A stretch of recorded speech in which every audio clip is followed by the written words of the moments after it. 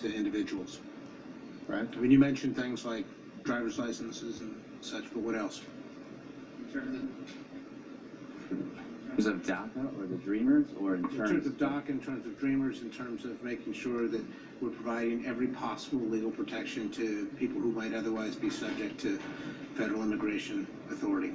Okay, in terms of DACA, I think I would defer to Avita because she could give you a much better answer. But the tactical answer is there's a lot of mayors and cities that have lawsuits, whether it was against the so-called Muslim ban, whether it was for Dreamers, whether it's some of the work in the criminal justice area, and you can join those in terms of amicus briefs and be a part of that. You can also launch ones in creative areas. But I mean, those are done in a defensive posture where you're reliant on existing constitution and existing law, but I'm thinking if there's something proactive that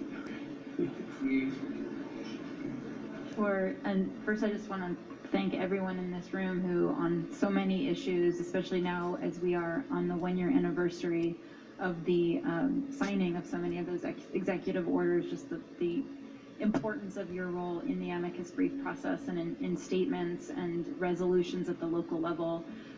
So I'd be happy to follow up with more specific resources, but as more and more localities and states are under assault, we have been very much engaged in creating model policies, whether it's for healthcare providers, K through 12 and higher education institutions, to have certain policies in place. They obviously don't override federal law, but they play a very important role, much in the same way that training people to know their rights and to know how to exercise them. This is sort of the institutional version of that in civil society spaces. And then in terms of policy, there's a lot that can be done in terms of limiting information sharing in state and local databases so that they can't be used for immigration and enforcement purposes, access to things like professional licenses, higher education, in-state tuition, driver's licenses.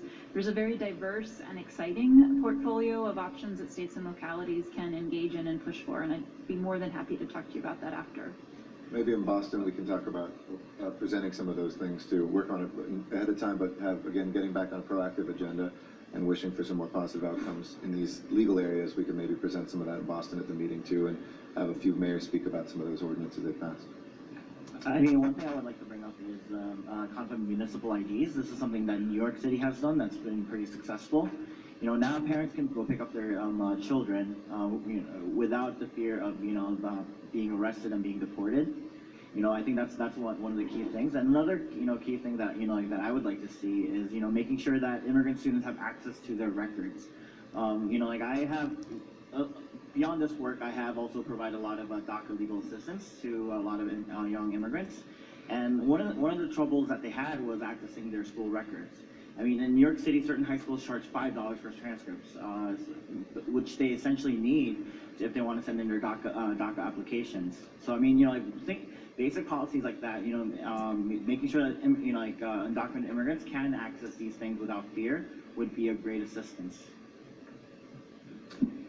The city of Santa Cruz has joined those lawsuits, but we're also starting to fund access to legal services for families in our communities. Are there clearinghouses where you see where best practices, the materials that are provided to families or people that need informational resources are available that we could turn to?